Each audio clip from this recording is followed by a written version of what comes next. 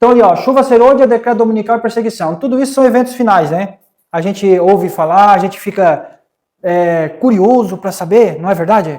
Quem aqui não é curioso para ficar sabendo? Quando vai sair o decreto dominical? Quando? A gente quer saber, não quer? Quando vai sair o decreto dominical?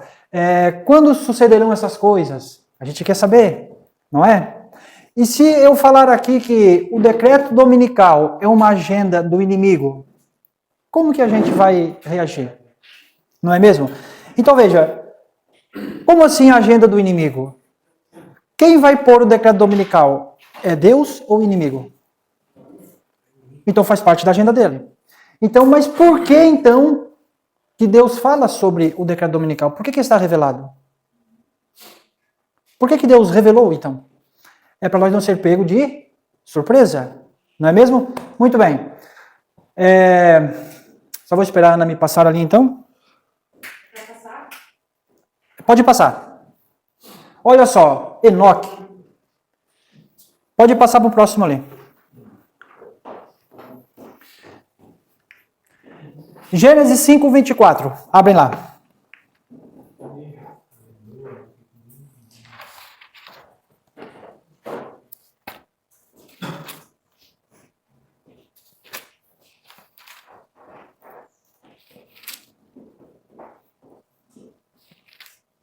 Quem achou pode ler para a gente.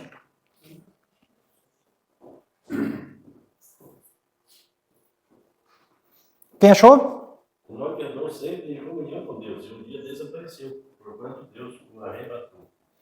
Muito bem. Enoque andou com Deus, ou caminhava com Deus. Quem já ouviu falar isso, né? Ele está revelado e a gente fala, né? Enoque andou com Deus, caminhou com Deus, e etc. Mas espera aí, como assim andou com Deus? Como Enoque tinha essa conexão com Deus? A gente tende a pensar que Enoque ele tinha ali, vamos dizer assim, uma presença de Deus visível na vida dele, e a gente até pode achar a pensar, como já pessoas me falaram, que Enoque ele tinha sonhos constantes com Deus, o Senhor ali o levava até o céu, como ali diz Paulo, né? Eu conheço um homem que foi até o terceiro céu, então isso acontecia com Enoque e etc. Não sei se isso poderia acontecer, pelo menos não é revelado, mas o fato é que e andou Enoque com Deus e não apareceu mais, porquanto Deus para si o tomou. Diz assim, ó, o Espírito de profecia. O andar de Enoque com Deus não foi em arrebatamento de sentidos ou visão, mas em todos os deveres da vida diária. Isso foi o andar de Enoque. Vamos traduzir para nossos dias hoje. Como que seria isso? Como que seria? E Enoque andou com Deus, não no sentido de arrebatamento ou visão, mas em todos os deveres da vida. O que seria isso? Obediência? Vida íntegra? Seria isso? Muito bem. Depois diz assim, ó. Não se tornou como o eremita, excluindo-se inteiramente do mundo, pois tinha uma obra a fazer para Deus no mundo. Agora diz, na família, relações com os homens, como esposo, como pai, como amigo e cidadão. Então veja, Enoque ele não se isolou completamente, alguns dizem como o aborígene, né? Mas aqui diz o eremita, mas diz que ele tinha compromissos, como esposo, mais o quê? Vamos aqui, família, isso inclui como esposo, né? Como pai, mas diz uma coisa interessante que fala amigos e também cidadão. Então veja, como um todo da vida, né? Então, vamos lá. Depois diz assim, ó. Enoque não morava com os ímpios. Então veja, ele não se isolou, mas também diz, Enoque não morava com os ímpios. Não estabeleceu sua morada em Sodoma, pensando salvar os sodomitas. Ele, junto com sua família, se colocou onde a atmosfera era mais pura possível. Então veja, ele não se isolou, mas também ele não buscou ali, vamos supor assim, puxar ali o problema com as próprias mãos, né? Aquilo que a gente estava falando na escola sabatina, né? Se tem um ambiente que não é favorável para o nosso crescimento espiritual, não precisa nós estarmos lá, né? Não há essa necessidade. Muito bem. Vamos aqui. Mais uma passagem interessante. Pela fé, Enoque foi transladado para não ver a morte, e não foi achado, porque Deus o transladara. Visto como antes da sua transladação alcançou o testemunho de que Agradar a Deus. Por que ele foi transladado? Por que ele foi transladado? Porque agradou a Deus. Antes de ser transladado, diz, olha, ele foi transladado porque alcançou o testemunho de que agradara a Deus. Então veja, o infinito e insondável amor de Deus por meio de Cristo tornou-se objeto de suas reflexões dia e noite. Olha só. O infinito e insondável amor de Deus por meio de Cristo tornou-se objeto de suas reflexões dia e noite. Com todo o fervor de seu coração, ele buscava revelar esse amor ao povo entre o qual vivia. Então, olha só, Enoque, ele ficava pensando, olha, como é o amor de Deus?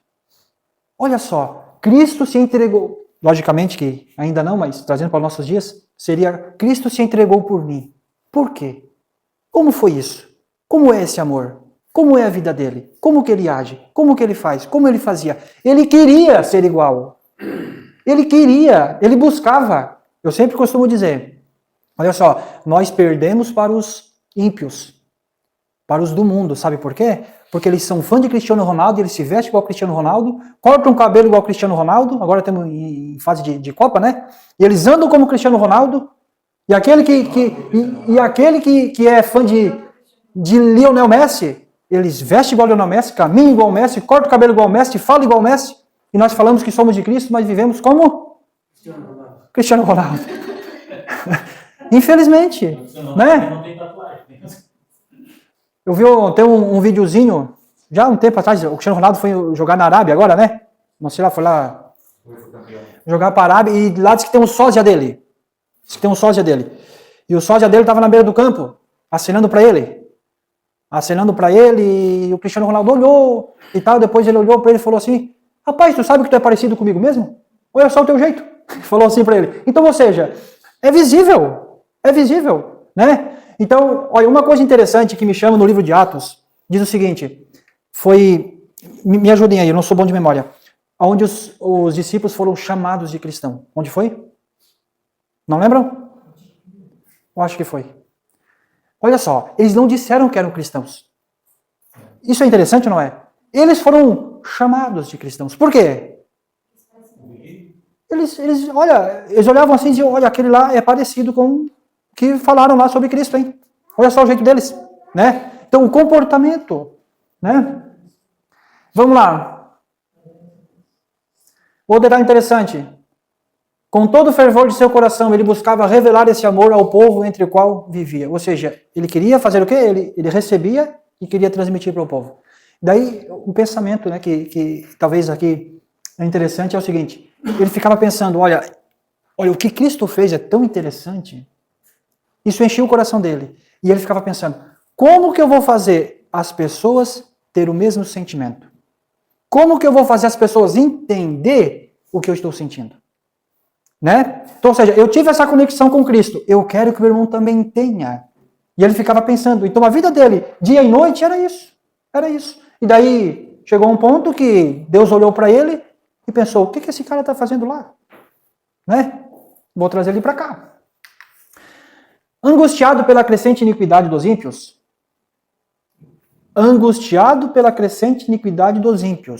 não com ódio, não com raiva, pela iniquidade dos ímpios.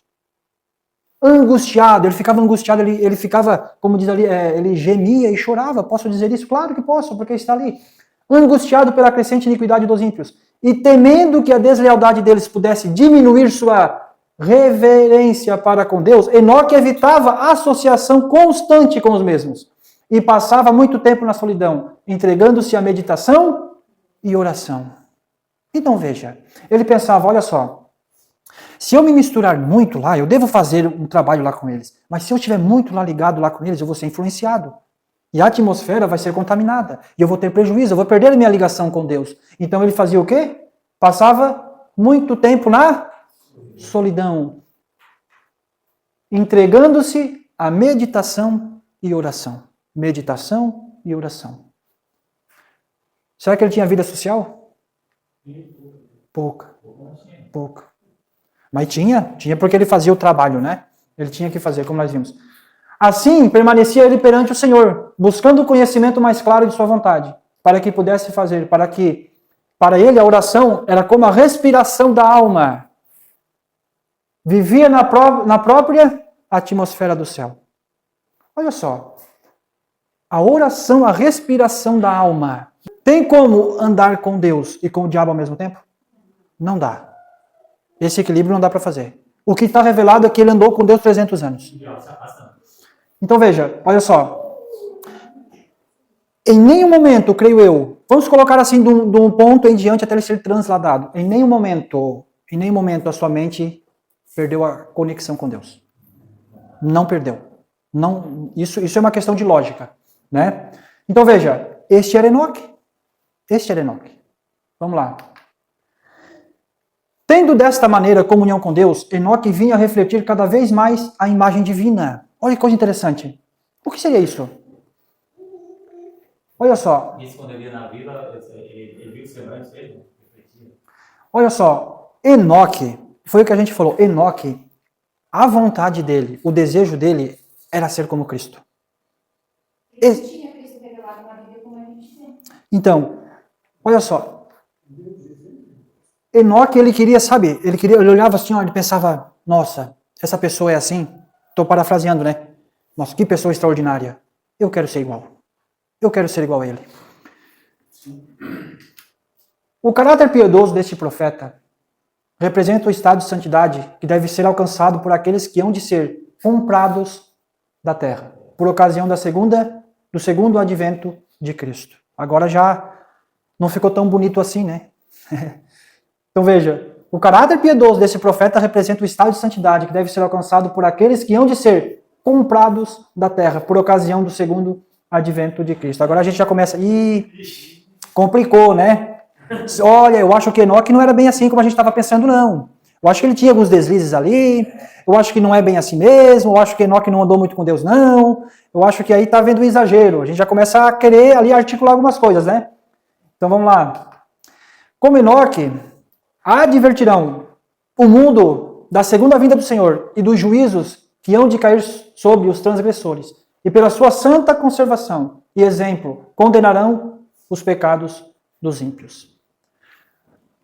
Como Enoque, advertirão o mundo da segunda vinda do Senhor e dos juízos que cairão sobre os transgressores. E pela sua santa conversação e exemplo, condenarão os pecados dos ímpios. O que nos leva a pensar sobre isso? Advertir o mundo? Falar que eles estão transgredindo a lei de Deus? A gente já começa a sair um pouco da realidade de Enoque. Porque quando a gente ouve falar que devo pregar contra o pecado, falar contra o pecado, né, chamar pecado pelo nome, a gente acha que quando a gente vai fazer isso, ou deva fazer isso, a gente deve perder a nossa santificação, a nossa santidade. Porque veja o que está escrito ali. Pela sua santa conversação. Tem como ser santo no conversar? Tem? Tem como não ser santo no conversar? Tem, né?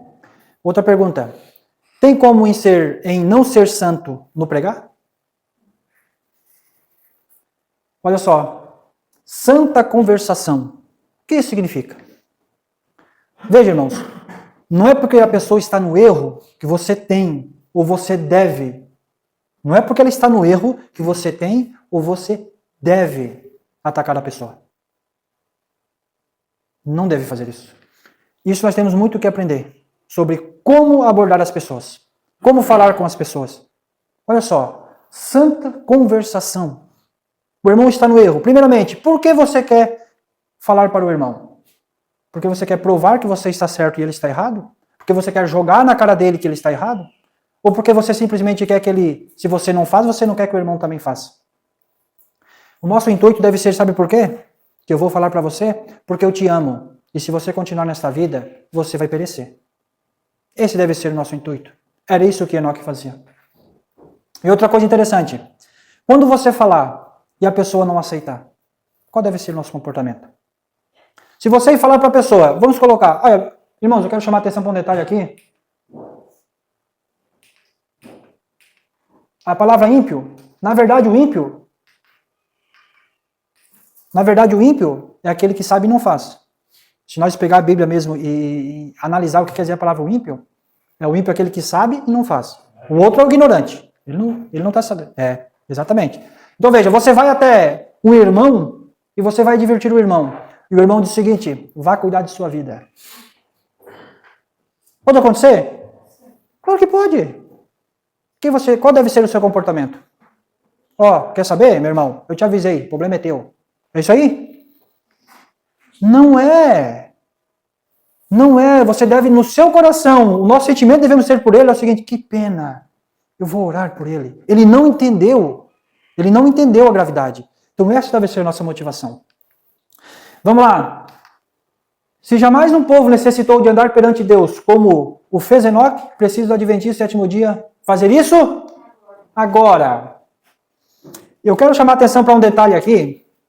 Enoque não fez isso porque ele aguardava a volta de Jesus, decreto dominical e essas coisas. Ele fez porque ele queria fazer. Não sei se vocês estão entendendo. Cada um vai querer fazer, vai ser uma decisão voluntária. Mas Enoque, olha só, nós estamos nos últimos dias. Prestes do decreto dominical e acontecimentos finais. Precisamos de uma preparação. Há um motivo para isso. Certo? Enoque, ele não tinha essa motivação. Mas ele olhou tanto para Deus, que ele gostou tanto, ele disse o seguinte: olha, não há necessidade nenhuma. Não há necessidade, ele não pede isso para mim, porque não há essa necessidade. Lógico que, eu estou parafraseando aqui, mas eu quero tanto, eu gostei tanto dele, mas tanto, eu quero ser igual a ele. Ele queria porque ele queria fazer. Né? Pode falar. O personagem bíblico que mais chama atenção é nós. Porque Moisés se santificou com uma missão. Exatamente, é isso que eu estava tentando. Paulo se santificou, né, pregando. Pela necessidade da expansão do evangelho. A expansão, e antes de Jerusalém, que ele perseguiu os cristãos, né? Ele se sentia muito em dívida. E tudo que ele fazia, ele não achava que era suficiente. Então todos têm seus motivos, né, para se santificarem. Mas Enoque, ele santificou. Da capina no feijão dele, indo para casa, serviço para casa, indo na cidade comprar, pegar para casa. Uma convivência normal. E ele conseguiu se santificar. Ele conseguiu. Ele não precisava de nada para ele. Interessante. Se jamais um povo necessitou de andar perante Deus como fez Enoque, precisam os adventistas sétimo dia fazer isso agora. Gravem isso. Quando? Agora. Quando? Agora. Fique claro isso. Gravem isso. Agora, não amanhã. Não amanhã, agora. Certo? Quando os adventistas devem andar como Enoque? Por quê? Não é uma pergunta interessante? Deus quer selar os adventistas? Sim ou não? O selamento é condicional? Vamos lá. Olha só. O selo de Deus jamais será colocado à testa de um homem ou mulher impuros, cobiçosos ou amantes do mundo. Língua falsa, o coração enganoso. Todos os que recebem o selo devem ser imaculados diante de Deus. Então veja, por que eu até agora falei sobre Enoque, sobre a vida de Enoque? E agora nós já estamos entrando aqui num ponto interessante que é sobre o selo de Deus. Todos serão selados. Não é o que diz a Espírito de Profecia. É condicional. O selo de Deus jamais será colocado à testa de um homem ou mulher impuro, cobiçosos ou amantes do mundo. Língua falsa, coração enganoso. Todos os que recebem o selo devem ser imaculados diante de Deus. Vamos para o próximo. O selo do Deus vivo só será colocado nos que se assemelham a Cristo no caráter. Os que hão de receber o selo do Deus vivo e ser protegidos no tempo de angústia devem refletir completamente a imagem de Jesus. Isso aí preocupa um pouco, né? Você fala que os que vão ser protegidos, elas se refletem, e os que não refletem. Né? Será que estão salvos, não estão, no caso, porque eles não estão protegidos? Vem uma dúvida, uma indagação. Mas vamos lá. Deve refletir 90% da imagem de Jesus. 100? Ou é o caminho lá ou é o caminho cá. Olha só. Completamente a imagem de Jesus. Então, as pessoas dá muita dúvida, muito debate sobre a questão de perfeição de caráter, né? Eu costumo usar hoje a palavra santificação plena. Se é possível ou não usar a santificação plena. Então veja, no nosso meio adventista, hoje, existe muito isso, sobre é possível ou não é possível. Agora, olha que evangelho um pouco estranho, não é mesmo? Por exemplo, você encontra aí fora um irmão, um conhecido, uma pessoa que trabalha no sábado, né? E você vai pregar para ele. O que você vai pregar para ele? Que a pessoa tem que guardar o sábado. Não é mesmo? E você vai pregar para uma pessoa algo que a pessoa não possa viver? Você vai pregar isso para ela? É possível guardar o sábado ou não? É. E você prega para ela. Mas vamos supor que ela também é uma mentirosa. E você vai até a pessoa e também diz, olha, mentir também é errado, também é transgressão da lei. Então, o que acontece? Você prega para a pessoa. Para quê? Para a pessoa parar de ser mentirosa. Não é mesmo? E vamos supor que a pessoa, ela também usa o nome de Deus em vão. E você prega para a pessoa que também é errado usar o nome de Deus em vão. E o que acontece? Você prega que a pessoa deve tomar cuidado. E que é possível ela reverenciar a Deus na sua vida. E ela vem para a igreja. Ela continua tendo defeitos? Sim. E o que você vai pregar para ela? Que ela precisa mudar. E eu pergunto, qual é o limite? Qual é o limite? Então veja, todo o pecado, toda a transgressão que é cometido, quem vence? É você ou é Cristo? Qual é o limite para Cristo? Qual pecado ele não pode vencer? Veja só, se a pessoa ela tem, por exemplo, transgride os 10 mandamentos, que é o nosso caso, a pergunta que eu faço é, qual Cristo não pode te ajudar a vencer? Todos. É possível guardar a lei de Deus. Cristo provou isso. Onde, olha só, aonde entrou o pecado, superabundou a graça. A graça é maior do que o pecado. Olha, é Cristo que vai vencer o pecado, não é o pecado que vai vencer Cristo. Então, olha só, o que vai ser protegido no tempo de angústia deve refletir completamente a imagem de Jesus. Sabe o que isso vai causar na tua vida e na minha? Quando a gente olha isso, a gente vê o seguinte, olha, eu não consigo. É onde que nós vamos se entregar a Cristo. E dizer, Senhor, faça em mim o que eu não posso fazer. E o que eu não posso fazer? Não posso fazer nada. Nada. Vamos lá. Nenhum de nós, jamais. O que é jamais? Receberá o selo de Deus enquanto o caráter tiver uma nódoa ou mácula sequer. Cumpre-nos remediar os defeitos de caráter, purificar de toda a contaminação o tempo da alma. Então a chuva serôdia cairá sobre nós, como caiu a temporã sobre os discípulos no dia de Pentecostes. Quem está guardando a chuva serôdia? A gente não fala? A chuva serôdia? Não ora para a chuva serôdia? Ora? Ela vai cair quando? Então a chuva serôdia cairá. Quando nós estiver pronto, a chuva serôdia vai cair. Olha, Deus está dizendo o seguinte, olha, eu quero derramar a chuva serôdia. Pode preparar o caráter, por favor? Como que eu vou derramar? Tu não está preparado. Então veja, a igreja pede, né, a igreja faz até vigílias, que é positivo. Mas nós devemos fazer vigílias, devemos orar, para quê? Para preparar o nosso caráter. Esse deve ser a nossa motivação. Vamos lá. Não sei, eu acho que... Passa aí para ver, eu acho que aqui não funcionou. Travou?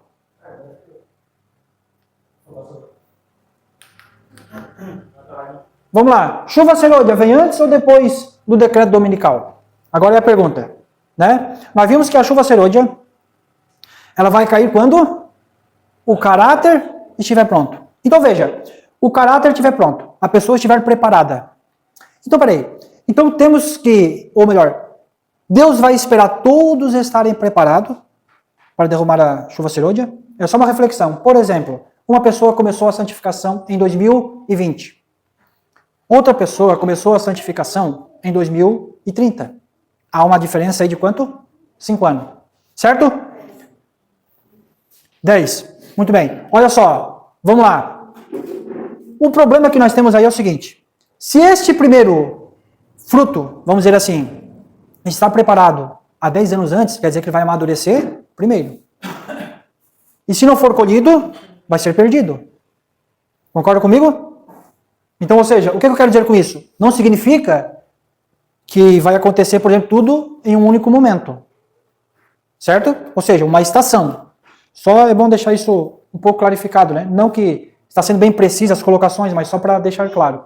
Vamos lá. A grande questão que está próxima, o decreto, o cumprimento da lei dominical, olha só, eliminará aqueles a quem Deus não designou. E ele terá um ministério puro, leal, santificado e preparado para a chuva serôdia. A grande questão que está tão próxima, o cumprimento da lei dominical, eliminará aqueles a quem Deus não designou. E ele terá um ministério puro, leal, santificado e preparado para a chuva serôdia. Então, neste texto aí, dá-se a entender o quê? Olha só. Vai haver, então, o decreto dominical, vai eliminar quem Deus não designou, e a pessoa terá um ministério puro, leal, santificado e preparado para a chuva serôdia. Certo? Vamos lá. Agora, essa citação aqui, irmãos. Para pegar o alto clamor, Deus designou alguns que vão receber a superior, para pegar os que não receberam para ser selado também. Sim, claro. Como eu falei, uma estação, né? Ali não é um evento unicamente ali, ou seja, cai a chuva serôdia e quem... exatamente. Olha só. Essa citação é interessante, ó. Uma terrível tempestade de perseguição estava vindo, assim como um vendaval, e derrubou todo objeto que estava em pé. O que é essa tempestade, esse vendaval? Ali não está claro dizendo que é o decreto dominical, mas podemos deduzir que seja o decreto dominical. Por quê? Olha só. Que derrubou todo objeto que estava em pé. Não havia um adventista do sétimo dia para ser visto. Ou seja, todos os adventistas ali caíram. Eles, assim como os discípulos, abandonaram a Cristo e fugiram. Todos que procuraram posição nunca mais foram vistos. Depois diz, depois da tempestade, houve uma calmaria. Então os adventistas surgiram como um grande rebanho de ovelhas, mas estavam sem pastores. Ou seja, estavam ali, como se diz assim, ser bem direto, como diz a palavra, os pastores, os líderes ali, acabaram abandonando. Né? É o que diz ali o texto, e ficaram ali somente os leigos, né?